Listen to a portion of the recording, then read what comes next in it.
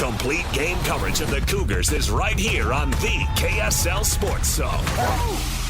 It doesn't get much bigger than this. BYU and Texas Tech, your home for the best coverage of Cougar football, is right here on 97.5, the KSL Sports Zone. You're listening to Jake Scott and Ben Anderson on 97.5, the KSL Sports Zone. Woo! Jake and Ben, 97.5, the KSL Sports Zone. Want to remind you about the Hercules Hero of the Week. Nominate the youth sports volunteer you know for the Hercules Hero of the Week. Submit your nomination at kslsports.com/contest and listen every Thursday afternoon to JJ and Alex for the winner. Help us celebrate the efforts of those volunteers making an impact with the Hercules Hero of the Week, sponsored by Hercules First Federal Credit Union and Beehive Meals. We're now moving into basketball season, so get your assistant basketball coach or whatever, or your team manager, get them a little love. Yeah, that's nice. A little recognition. Trying to think of the other winter sports. Sure. Gymnastics coach. Do you want to talk football or you want to talk basketball? No, we should talk football. Okay. We've gone heavy basketball the last couple of segments, and we can get back to the Jazz coming up, but we should probably go heavy football. If Utah wins out, you kind of scoffed at the outside chance of No, I didn't. I hadn't really thought about it until they jumped up to number 17 in the AP poll, and we'll see when the college football playoff ranking comes out. Is that tomorrow? We get our first one. They usually do them on a Tuesday, right? It's all about who... Don't they do it after week 8? I don't know. 9? Halfway through the year, yeah. It doesn't even matter. But, yeah, I think it's sometime this week. Conceivably, and I don't have the teams in front of them because the ranking hasn't come out yet, other than if we want to base it off of the AP poll. Well, teams are going to lose. BYU and Utah have to play each other, or BYU and Texas Tech have to play each other. And if Utah wins out and a couple of these teams in front of them choke down the stretch, Miami continues to fall apart, or whoever. I don't even know if Miami's ahead of Utah in the top 25 right now. There is a crazy outside chance that it could happen, I guess. I don't think so. I still think they're going to say, look, you lost to Texas Tech, you lost to BYU, that punishes you. But let's say either BYU or Texas Tech loses both of these games. And what I mean by both of these games is they play each other now and they play each other again in the Big 12 title game, if that happens. If one of those teams loses both, they don't care who wins a regular season game. Utah or BYU beat SMU last year, and SMU got in over BYU. Maybe Utah could back themselves into the college football playoff in a very hilarious fashion. But again, how silly the playoff would be if Utah were to get in over either Texas Tech or BYU. It comes down to how many Big 12 teams get in. Because if it's 2, then I think Utah's got a better shot at it than maybe you would think. And for this reason, if multi-bid leagues... It is actually a disadvantage to make your conference title game in a weird way. It totally is. Because if you lose your conference title game, and let's say that's Texas Tech, the Raiders' second loss, they lose to BYU in the title game, and that's loss number 2 for them. They're coming off an L. Whereas Utah, if they steamroll Kansas, that's going to be the last thing everybody... 5 straight, red hot, beat every team by 30, whatever. Well, why would we pick the Raiders over the Utes? Because the Raiders just got stomped by the Cougs in the title game. It's kind of a dirty little secret that there's a big disadvantage to making the title game if you lose. Yeah, there are exceptions. In multi-bid leagues. Now, maybe the Big 12 is only a one-big league. I think that's the ultimate case. And that's how it breaks. Is the Big 12 is likely a one-bid league, and the SEC is going to get 5 teams. I think that's possible. They would love to do that. At some point, it gets tough to justify that, though, because I don't think there are 5 legit teams in the SEC. Can you argue there are 2 legit teams in the Big 12, and you trust the College Football Playoff Committee to believe that? Because you look at the record, and you can point to because remember, they're dumb. The record is the most important and first criteria. They will not put in 4 lost teams or whatever instead of 2 lost team in the Big 12. They talked about this on the broadcast on Saturday night. And I don't know if you heard it or not. And if you did and you repeated, it's fine. If you didn't and you repeated, it's fine. What's the best case scenario for the Big 12 from here on out with BYU, Texas Tech, and Utah? What's the best case scenario? BYU is undefeated and takes their first loss in the title game to Texas Tech. And then That would mean Texas Tech has 2 losses, gets the AQ, and BYU gets in as a 1-loss team. That is exactly what they laid out in the Utah game of what would be the best case scenario for the Big 12 is BYU wins out and then loses the Big 12 title game. Right. So an AQ team has to go in Texas Tech, and BYU's 12-1 at that point and has only lost once to a team it had previously beaten and is still the number 12 team in the country or 11 team in the country at that point. Because if BYU beats Texas Tech this weekend and wins out until the final game of the regular season, or wins out through the final game of the regular season and is undefeated, BYU's going to be the number 3 ranked team in the country at the end of the year. If you go in and lose the Big 12 title game, who cares at that point? You're still going to go to the college football playoff. I agree. That's the best case scenario. And even at that point, Utah might be ranked number 12. Utah could be 10 at that point, and then you could have a serious argument for 3. There's no chance they're getting 3. But I'm with you. That is the best case scenario for the Big 12 right now. Yes, and they would have somebody riding high on top, which is the disadvantage have been the disadvantage of the Big 12 and the Pac-12 before that, honestly. On the flip side, I would say the worst case scenario for the Big 12 this weekend is Texas Tech winning. To get 2 teams in. You're not going to get 2 teams in if Texas Tech wins this weekend. I think that's honestly pretty simple. I know. Unless it's Utah, who doesn't make the Big 12 title game, and yes, steamrolls 5 teams in a row en route to the number 11th overall ranking, and a couple of weird teams in front of them lose. Okay, right now, but if you look at the SEC, Ben, and I don't know, I'd have to really look into schedules to see who plays who, because Lord knows in today's day and age of these giant conferences. But right now, Texas sits in 5th at 7-2 overall. Mm-hmm.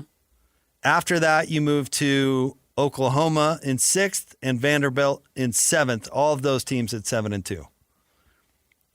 I would bet all 3 of those take at least 1 more loss. I would think so. And all of a sudden, they're 3-loss teams. So can you make an argument for 3-loss teams in the SEC? You're talking, that's their ranking in the SEC, not the ranking in the AP Top 25. No, I'm not. I don't. Who cares about their ranking? I'm talking about their record. Okay. Right now, Ole Miss is at 8-1, Georgia 7-1, Alabama 7-1, Texas A&M is at 8-0. Those 4 teams are getting in because it's the SEC, and that's going to happen. And you know what? Ole Miss and Georgia and Alabama, for that matter, probably could pick up an extra loss and still get in. But after that, Texas, Oklahoma, and Vanderbilt, they're all going to take another loss. Mm-hmm. That means they're going to finish the season with 3 losses. They're going to put an extra SEC team with an extra loss ahead of a Big 12 2-loss team? I don't think so. Here is Utah's at 17 right now. I'm totally with you. And I'm just going to go through this really quickly, and we'll see if we can figure out if this could possibly happen. And I'm not going to include everything. Utah, let's say Utah goes into the college football playoff tomorrow night as the 17th ranked team. That's their opening ranking. Here's teams in front of them, kind of close-ish, in front of them, that could lose some games and fall out. Okay, now Oregon is ranked high. They're clearly in the top 10. Oregon's close to the season does include USC and Washington. Let's say they drop at least one of those and maybe 2 of those. Notre Dame is the number 10 ranked team in the country right now. They still play Navy, Pitt, Syracuse, Stanford. Probably don't lose any of those. No. If they do, though, they're going to fall behind Utah. Oklahoma, the rest of the way, plays Alabama, Missouri, and LSU. They're going to lose at least one of those, and they could lose 2 of those. They could lose to Alabama and Missouri. And even if they beat Alabama, that's Alabama's 2nd loss in league. So that team falls. Right.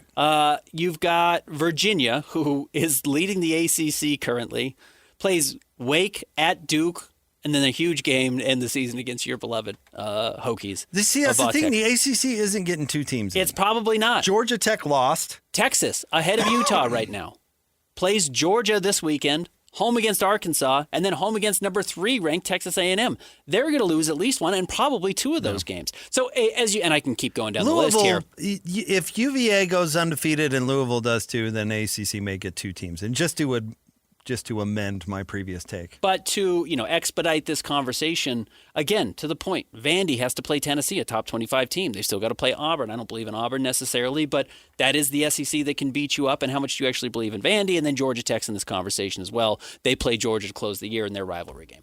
So, to that point, there is the doomsday scenario that gets Utah into to the number 9 team in the country, is not playing in the Big 12 title game, so they avoid that last loss. It's actually not quite as far-fetched as it seemed 3 weeks ago when they're licking their wounds after falling to BYU. And for those Cougar fans out there who go, well, they lost to the only 2 teams they played. Yeah, but what did you expect when you expand the playoff to include 12 teams? Yeah. Right. Now we're talking about 2 lost teams and 3 lost teams that get in consideration for the thing. And it's all based on how your schedule rolled out in the random dice roll of did you play 5 bad teams to close the season and crush them all? That's a better thing than playing Texas Tech in week 9. Yeah. And for people out there saying, oh, with those 2 losses, they don't deserve it. Don't deserve to have a chance at the national title. Yeah, that's what I told you all along when everybody was talking about expanding the playoff. I agree with you. 1,000%. It used to be really cool where every game mattered. Now it just does not. Yeah, again, we used to have a 12-week college football playoff. It started week 1, and it went to the end of the season and into the conference championship games. It's a 13-week playoff. It was pretty awesome. It was great. And now you can dump 2 to the only 2 good teams on your schedule and still make it. Yes. And that's not to say Utah's not a good team. Utah's a really good team. They are. Should they be competing for a national title after losing to the 2 good teams on their schedule? Probably not. I'm not of that opinion. Me either. But that's the world we're living in. Yeah, and we can't stop it. So we can talk about how Utah gets there and the legitimacy of Utah getting there. It's out there because I don't think they're going to lose. I mean, Kansas State I think is maybe kind of sneaky tough, but I think they should roll the Jayhawks at the end of the year. You never know. Let's see. Let me just bring it up. They don't have TCU. At Ballore. Kansas State, you're right. Kansas State at home. The other purple team. And then at Kansas. The other purple team, excuse me. I thought it was Ballore. You're right. At Baylor, yes, TCU. Or at Baylor, Kansas State, and then Kansas. Yeah, they should win all 3 of those. Yeah, absolutely. Well, it's a funny setup. If Utah were to get in over BYU into the college football playoff, I can't imagine. I don't see a scenario where that happens, honestly. I don't think so either, unless BYU were to. I mean, if BYU loses 2 more regular season games, they're probably not going to the Big 12 title game. Right. But if BYU were to lose to Texas Tech twice, which is absolutely in the cards, Texas Tech is a very good team. You get them at home and then you get them at a neutral site. If that's in the cards, BYU could fall behind Utah before the end of the season because that's 2 losses over the next 5 weeks. Yeah, but then Utah also has 2 losses and BYU won head-to-head. I don't see that happening with the identical record. And BYU would get into the conference title game with 1 loss. I don't see Utah getting in over BYU. I think BYU has to be the team. And then Utah gets in behind them. And then Utah gets in behind them. If Texas Tech wins out, and we think that's the pathway for Utah to get in, I mean, I don't know how that's any different than BYU. Because BYU beat Utah. Well, so did Texas Tech. That if our argument is... Yeah, Texas Tech is in with a 1 loss, and in this scenario, BYU would have 2 losses, one of which was in the conference title game. Then you've got 2 two-loss teams going, and you go, wow, how can we decide who's better here? And then you look at BYU, and I guess they picked SMU last year. Exactly. But I don't know why they would pick Utah. I knew why they picked SMU last year. I don't know why they would pick Utah over BYU. But you also have BYU having lost 2 games out of their last 4. In this situation, 5, and Utah winning 5 straight. To a top 10 team. If they care. They may not care. I don't think they want 2 Big 12 teams in, is the truth. I think, honestly, we're probably spinning our wheels talking about 2 Big 12 teams. They'd rather have 2 ACC teams? How many SEC teams is too many? I don't think they can justify it, though. They'll put in as many as they can justify. I don't think they can justify it. But again, it's a TV show, as you have always said. Yeah, it's a TV show. But you also have to keep the antitrust people off your the Mark Shirtliffs of the world. It has to appear fair. I understand what you're saying. They make it all SEC teams, and especially since the Mouse has the rights, they'd push out the Big Ten if they could. But they can't do that because it doesn't have any legitimacy. So if you only gave 3 bids to the ACC, the Big 12, and the Group of 5, that'd be pretty hard to justify if you're putting a 4-loss Vanderbilt team in. I agree. I would hope they don't do that. They can't get away with that. I would hope they don't think they can. Could they? Sure. Yes, could they? Yeah. They could put the entire SEC in if they wanted, but they could never get away with it. They have to keep the idea that it's legitimate, not only for legal reasons, but for TV reasons too. Because that's part of the draw of it. It's really easy to legitimize the Big 12 being a bad conference if BYU loses twice to close the season, both times to Texas Tech. But then you're saying Texas Tech is good. I mean, it's not just about BYU. Yeah, but then Texas Tech is in and nobody else in the Big 12 is in. If BYU loses twice before the end of the season, including a conference championship game, I don't think they go to the college football I think playoff. that has way more to do with the SEC and the Big Ten. Again, because I think they can't justify putting a 3-loss team in front of a 2-loss team. Or they would have done it last year. Because an SEC team did not get in over SMU. They picked SMU. Because SMU had 2 losses and the SEC team had 3. Who was it? Tennessee made it. Was it Alabama? It was Alabama with 3 losses. Right. Yeah.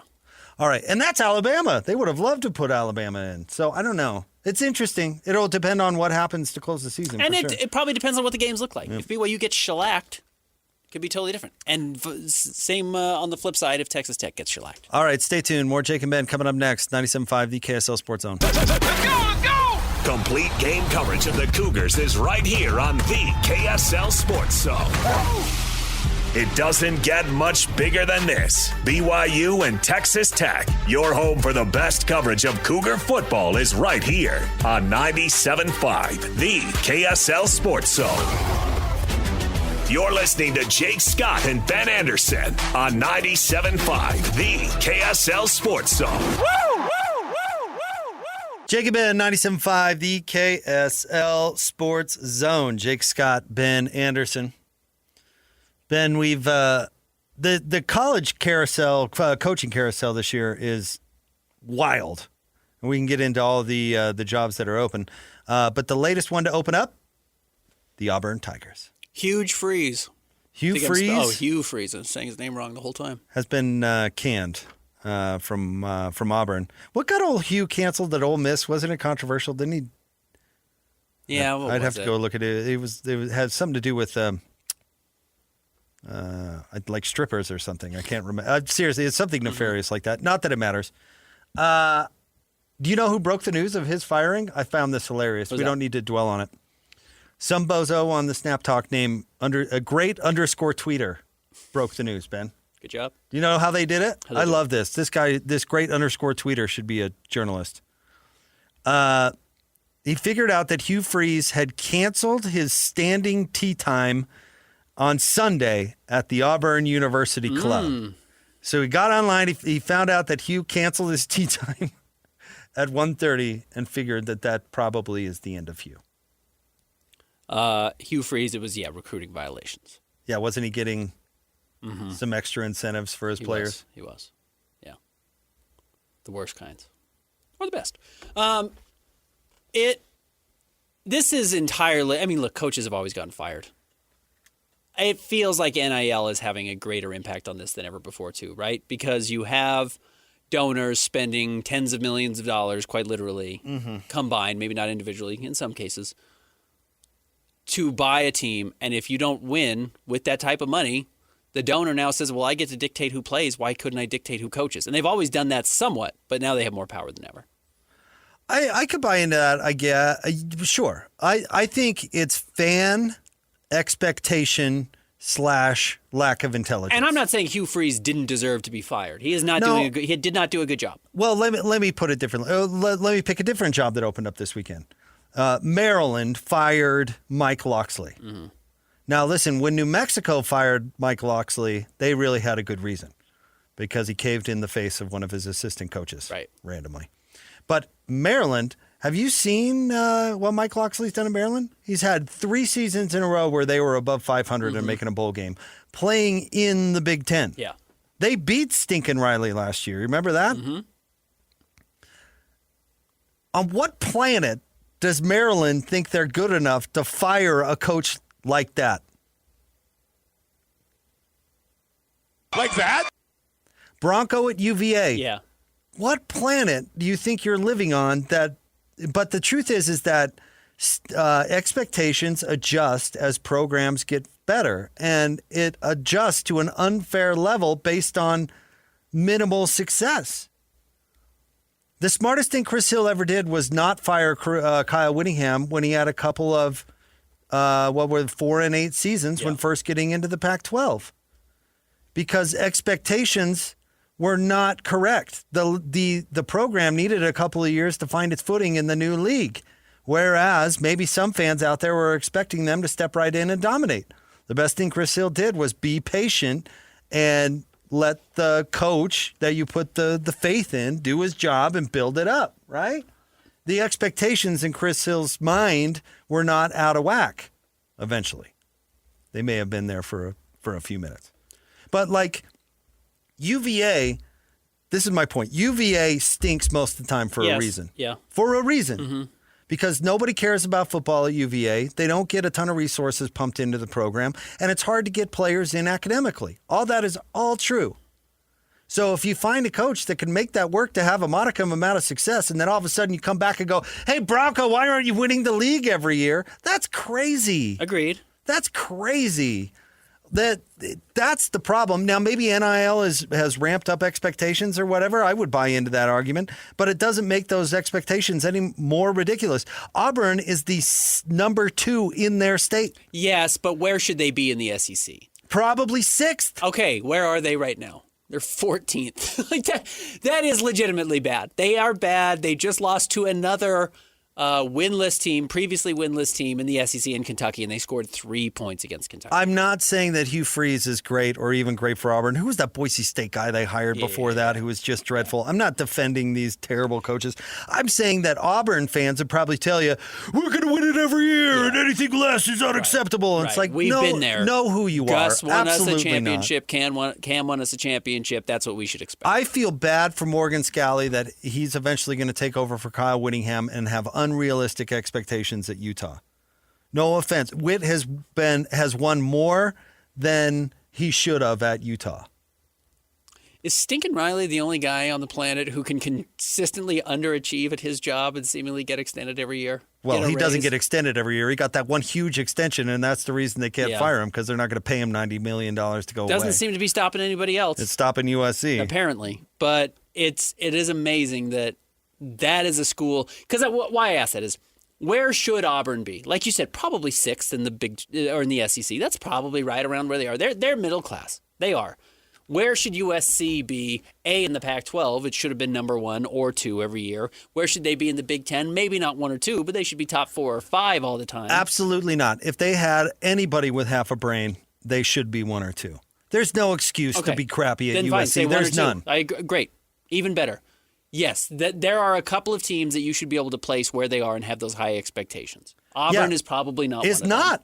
Auburn's not one of them. Alabama, I guess, although in the new NIL era, they don't have as much dough as other teams. But, you know, if you want to throw in places that a brainless idiot should be able to win, Texas, Alabama, Ohio State, Michigan, USC. Yep. What am I missing? Oregon now, because they have the unlimited piggy bank. Those are the only places that should have those kind of expectations. Georgia, maybe. LSU, sure. No, not LSU. I think they fall into the unrealistic expectation category because they accidentally won a couple national. Absolutely. Georgia has the best recruiting talent in the country. I shouldn't leave out Georgia. Absolutely, you're 100% right. But Georgia, what's interesting is Georgia wasn't that before Kirby Smart.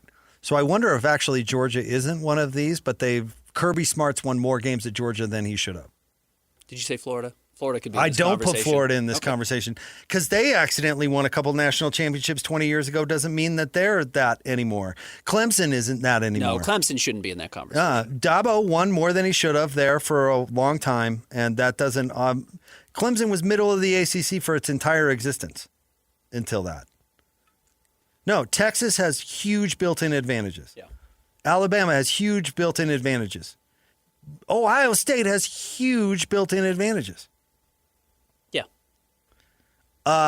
Ohio State puts the NFL franchises in that state in kind of like what Duke does to the Charlotte Hornets. Mm-hmm. That's how big Ohio State is. Yeah. Nobody, I mean, I'm not going to say nobody, but the Browns and the Bengals don't get the love that most of the NFL does because they're all Ohio State fans. Mm-hmm. So I don't put Utah into that category. I mean, Morgan's going to have to win a ton of games to live up to expectations. And, yeah, sure, he could do it, but it's kind of not fair, honestly. He's walking into a totally different situation than Witt walked into, and it's because of his rival is now putting himself in that situation where BYU should be expected to be good every year.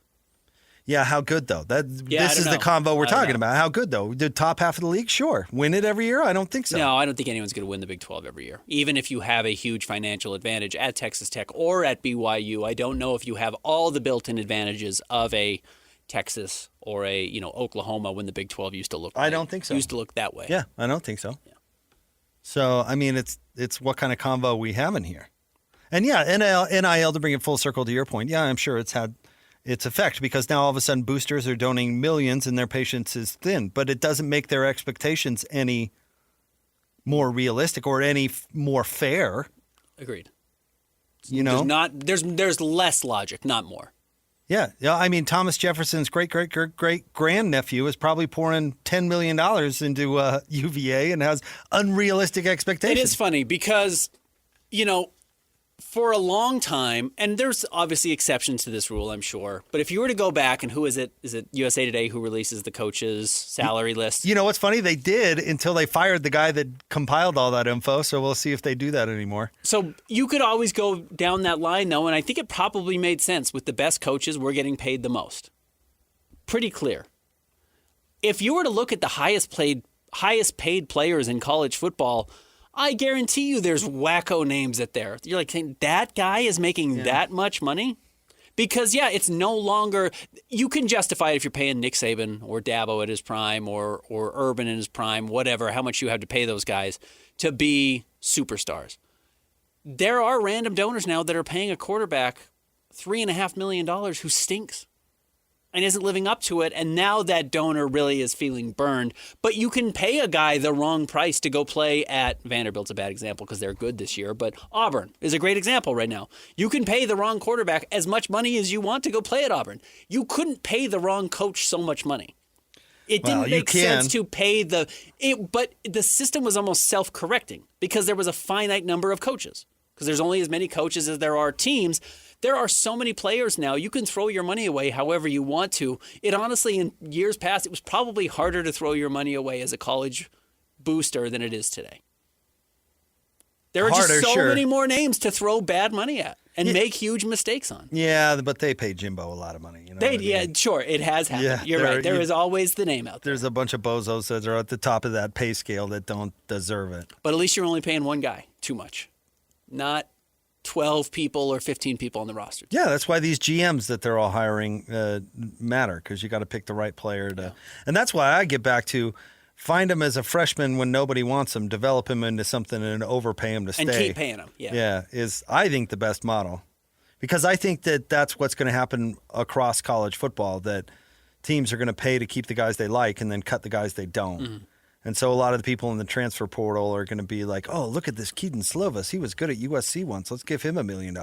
Yes. Bear will have offers thrown at him. Certainly. It's just the business now. Yeah. I think it will be really hard to poach him out of BYU. Yeah. BYU will invest in their guy because they know him. Yep. And actually, this will be interesting to see. If Utah and BYU don't invest in their guys, actually BYU more than Utah, I'd say. Because I think that Utah would have loved to have kept Keanu Tanavasa. Yes. But we'll see. You'll see BYU. The ones that they don't pick to keep will be interesting. Mm-hmm. But at Utah, they look to invest in Smith Snowden and keep him from being poached, and Keanu Tanavasa left. Dalton Kincaid, yeah. Maybe they invested in Smith Snowden and didn't have the dough left to pay Tanavasa. Yeah, you paid 2 tackles. You paid a quarterback to transfer up. Yeah, you had so much to retain. This is so stupid. I hate this sport. Yeah. I hate this sport so much. Hey, don't worry. College basketball starts tonight. I hate that sport, too. That's even worse. Oh, it's way worse. It's even worse. Yeah, I hate that sport, too. There's fewer players. There's more teams. Fewer players on your team, and one guy can really change everything. Can you imagine, let's say Utah is just really bad. Imagine paying any of those guys. You're looking at where are we pouring our money? Rough. But they're there, so you have to pay them. We had a really nice thing once. We kind of did. It was great. We kind of did. All right, stay tuned. We'll finish the show coming up next, 97.5 the KSL Sports Zone. It's another battle for the Aggies, and the KSL Sports Zone has it covered. The Aggies return home to Logan for a battle against the Nevada Wolfpack. Your home for all the play-by-play coverage of Aggie football is right here on 97.5, the KSL Sports Zone. You're listening to Jake Scott and Ben Anderson. Let's lock in. On 97.5, the KSL Sports Zone. Two amigos on the airways, talking sports. They got him made drinks and also loves his tie-dye. Ben's got style with his scarf. Oh my.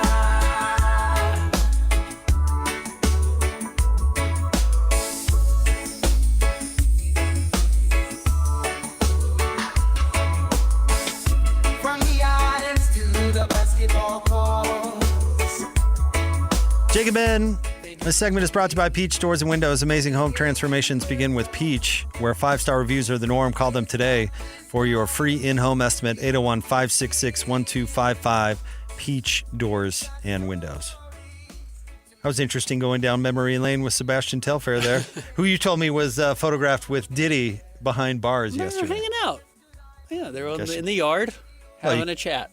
You can only hang out with people that are available, I suppose. Funny for Sebastian Telfair, you just read off his lengthy rap sheet. The thing that he finally got caught up in is insurance fraud. He was part of the Keon Dooling, remember the Jazz assistant coach, who they found a doctor basically to pass off notes that they had gone in for treatment due to lingering injuries from their NBA career, that they either didn't have the injury or didn't get the treatment. And the doctor got paid and then kicked back some of the money. Right. So insurance companies will come for you. Apparently. You mean they don't like being defrauded? More than the guns, more than the drugs, more than everything, the insurance companies will make sure you go to prison. I was surprised to find out that Sebastian and Diddy had a previous relationship, or at least Sebastian was there for an incident that happened outside of Diddy's restaurant. Yeah, and to bring this up, you were talking about the Chauncey Billups story to start the show. And Pablo Torre's latest last week was like the main character. Did you listen to that whole thing? I haven't yet. Oh, it's really good. You should. The reoccurring character who keeps popping up in these things, just like keeps showing up. The way Sebastian Telfair and P. Diddy, or Sebastian Telfair, got his chain snatched outside of a P. Diddy restaurant. At the same night as a different rapper was shot. Got shot. Now, I have told you that celebrities getting jewelry stolen is insurance fraud a lot of the time. They insure their piece of jewelry. Some random person comes and takes it off their neck and disappears with it. How are you ever going to find out if they actually stole it, or if it's actually gone, or if they got it back 6 weeks later, as long as they don't wear it outside again? How do you know they didn't get that money back, or get the chain back, and also get their insurance money for insuring their jewelry? But the main character that keeps showing up in this Chauncey Billups investigation, Damon Jones investigation, is Ty Lue from the Los Angeles Clippers. Yeah, he's a tie to it. He just keeps kind of being around. So we'll be curious who gets wrapped up in this. We've not seen the end of it. No, I don't think we have. I definitely don't think we have. Yeah, Ty Lue was definitely at one of those games, and he and Damon Jones and Chauncey Billups are all self-described as best friends. Yeah. And then the question is, he... It's a big wad of gum. The Steelers guy's chewing. Anyways, can't get distracted by what I'm watching on TV. Was he in on it, or was he a sucker, or is he just happened to be in the wrong place at the wrong time? You know who's having a bad year so far is the Clippers PR guy. Whoever that is. Look, I know when I'm being annoying. I know when I have to ask for things that are annoying. You know, you remember the Elijah Millsap, Dennis Lindsey accusations. I know when I have to text or call Jazz PR and say, hey, do you guys have a statement on whether or not Dennis Lindsey said something racist about Elijah Millsap? I know they don't want to answer that question. No. That's not a good day at work for them. Our guy, John Reinhart, dealing with Trey Burke the day before. Hey, I was the one who alerted him to that. Not a great start to his week. That's not fun to have to answer those questions. The Clippers going right from what's the Aspiration, the fake tree planting company. Kawhi getting paid illegally. Right into, is our head coach involved in this gambling scheme? Is not a fun. That's not great. 3 months that the Clippers been facing. Not great, Bob. Not even that long. Speaking of our buddy Derek Garduno, he woke up today and he's like, you know what I'm not dealing with? That. All. Yeah. Don't have to worry about that. Yeah. It's kind of nice. I just have to worry about that bozo Ben's text. It's not that big a deal. I don't text very often. I do. I texted Jonathan because I was, getting up and that Trey Burke thing hit Twitter. And I just texted him. I was like, well, I bet you're having an interesting morning. And he's like, what are you talking about? I was like, oh, you should probably see what's trending. You're not going to love it. You're not going to love it. Speaking of my friend Jonathan Reinhardt, he and Al Jefferson handled his domestic disturbance, which was not Al's fault. It was his girlfriend who was creating the disturbance. And in fact, shout out to Al. Apparently, according to all reports, his behavior during that whole thing was pretty top-notch, considering what he was dealing with. But they dealt with that so well. And I give Al most of the credit right there. He came in, he made a statement. Yep. He said, this is complicated and personal, and this is the time I'm going to talk about it. I'll be honest with you, and then we're going to leave it behind. And I thought it was a masterclass on how to handle a kind of a sensitive topic. Yeah, for sure. Shout out to Al Jefferson. Hope he's doing all right. That was a weird story. Yeah, it was. And that happened, the Trey Burke thing happened the day of Jazz Media Day, and the Al Jefferson thing happened the night before. Yeah. Talk about terrible timing. Really bad. Brutal. Yep. All right, stay tuned. Hans and Scotty G are Thanks, coming Christian. up next. Ben and I will be back tomorrow. Jake and Ben, 97.5 the KSL Sports Zone.